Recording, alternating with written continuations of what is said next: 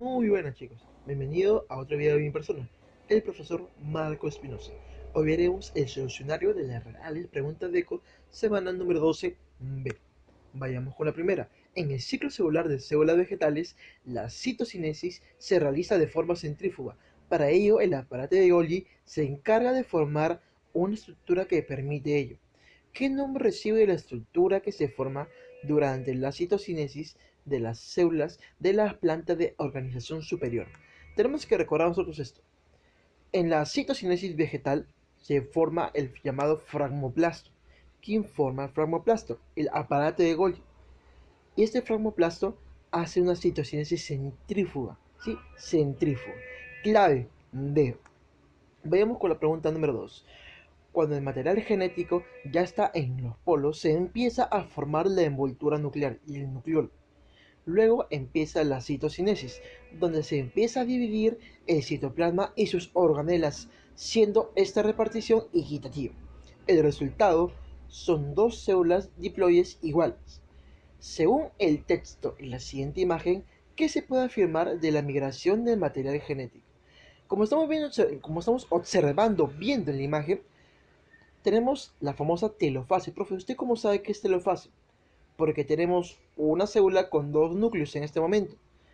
En la telofase se organiza, reaparece, ¿quién? El núcleo, el nucleolo. Tenemos la telofase. Ahora, ¿qué se puede deducir, qué se puede afirmar de esta imagen? Se va a afirmar que es una mitosis astral. Profe, ¿por qué se dice que es astral? Astral se da en las células animales, anastral en las vegetales. Profe, esta célula que estamos viendo acá que es animal, astral.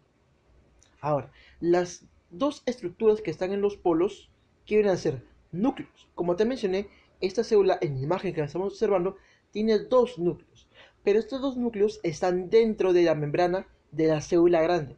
Estos dos núcleos están dentro de la membrana de la célula grande. Cada núcleo con sus respectivos centriolos. Telofase. Clave. Besito. Pregunta número 3. Las células eucariotas en la mitosis hacen un reparto equitativo de ADN, luego de una replicación de esto y de las proteínas asociadas. Las dos células hijas contienen información genética idéntica al de la célula parental. Este proceso de división celular consiste en formar dos células de material genético idéntico. Por lo tanto, sería correcto decir que nos están hablando en síntesis de lo siguiente, que de una célula madre salen dos células hijas iguales e idénticas. Profe, ¿qué células tienen la capacidad de hacer eso? Células somáticas. Acuérdate, mitosis, células somáticas, meiosis, células germinales. Profe, ¿qué son las células somáticas? Las células somáticas son células que componen todo tu cuerpo. Profe, ¿cómo quiénes? Como tus tejidos. Tus tejidos están compuestos por células somáticas.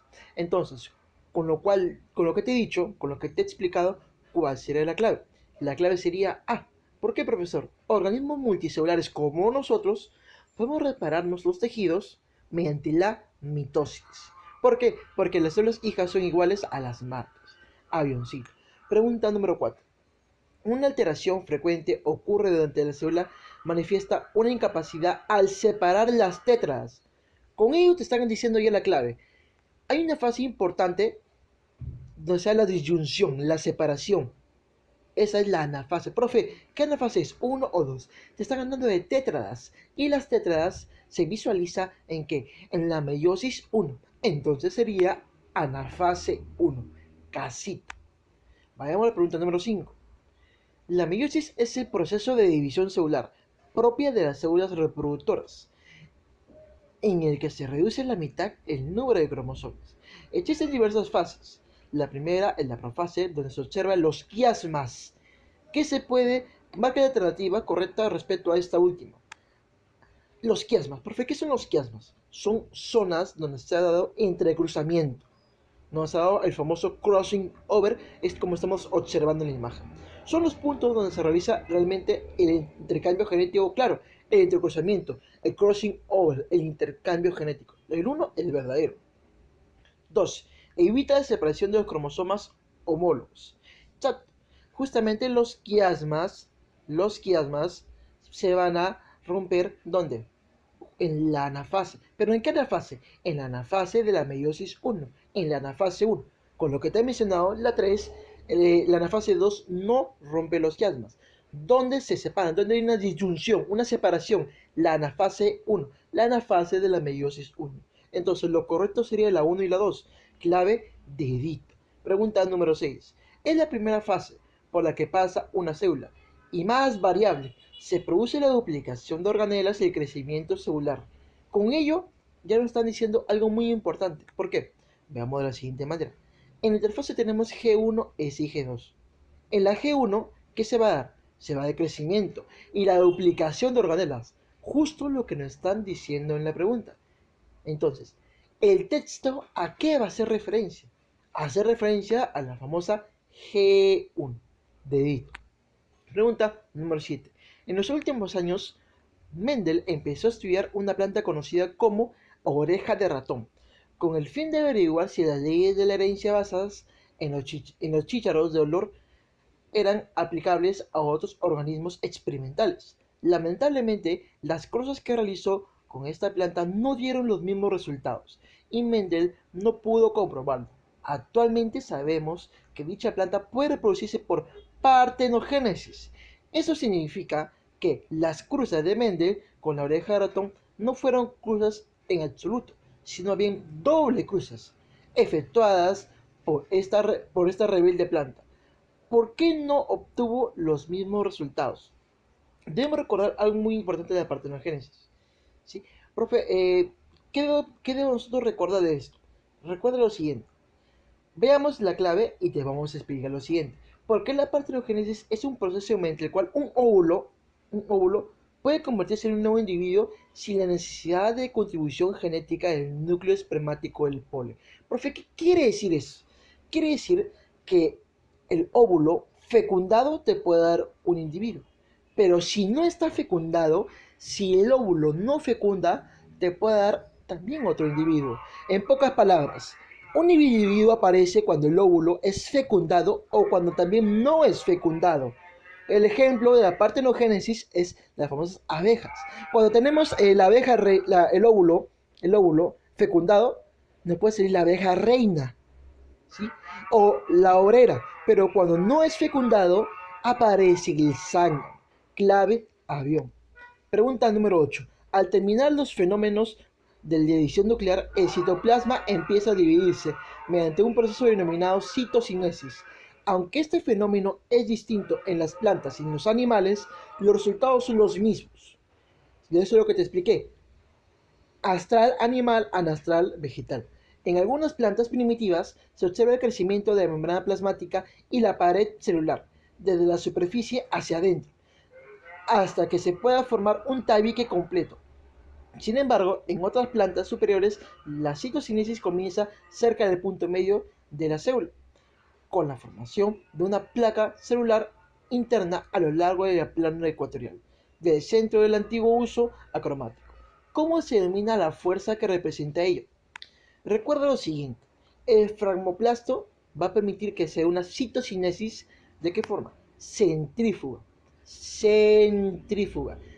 Las plantas superiores, cuando se dividen, tienen una citocinesis centrífuga. Y las células animales, cuando se dividen, cuando hacen citocinesis, tienen una citocinesis, ¿de qué forma? Centrípeta. Siempre recuerda eso. Pregunta número 9. La mitosis produce dos células somáticas diploides, que son genéticamente idénticas entre sí y a la célula parental original, mientras que la meiosis produce cuatro células haploides, que son generalmente únicos uno con respecto al otro y con respecto a la célula parental original. Una diferencia entre ambos tipos de divisiones celulares es la siguiente. Recuerda, en la mitosis las células hijas son iguales a la madre. En la meiosis las células hijas son diferentes a la progenitora. Aparte, la meiosis tiene meiosis 1 y meiosis 2.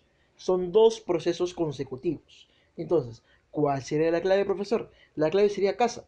La meiosis es un proceso que consiste en dos etapas, ¿sí? Como te mencioné, mientras que la mitosis solamente en una, casita.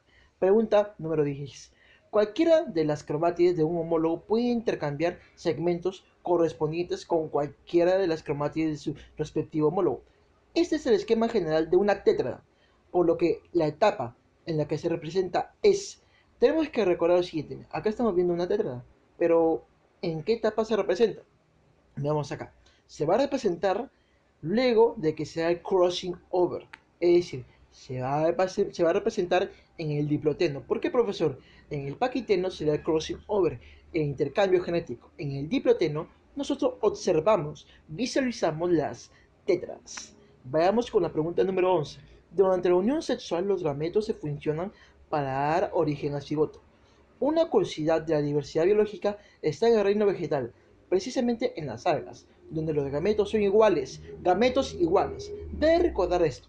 Veamos acá. Eso es muy importante. Isogamia es cuando los gametos son iguales.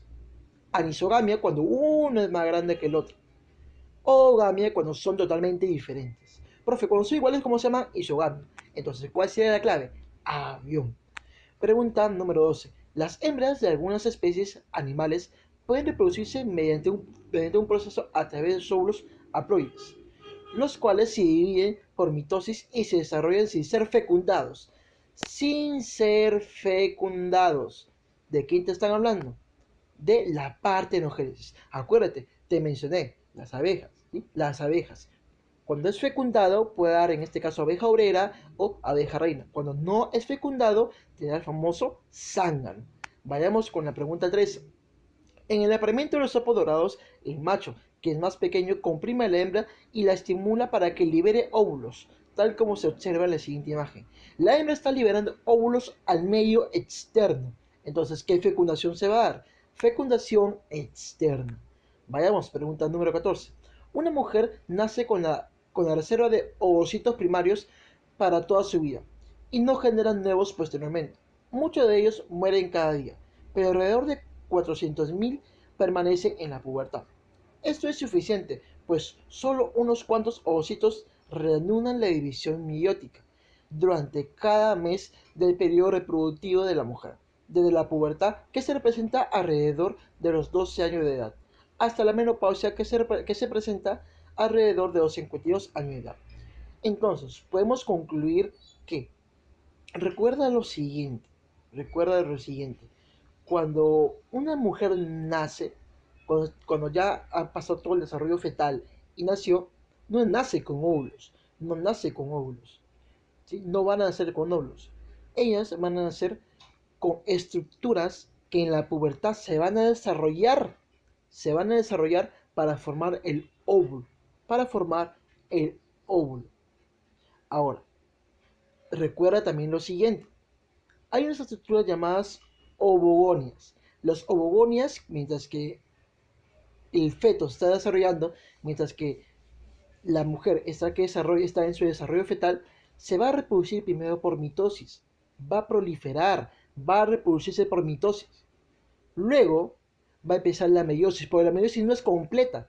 La meiosis no es completa cuando está en su desarrollo fetal. Se completa en la pubertad. Con lo que te he explicado, ¿cuál sería la clave?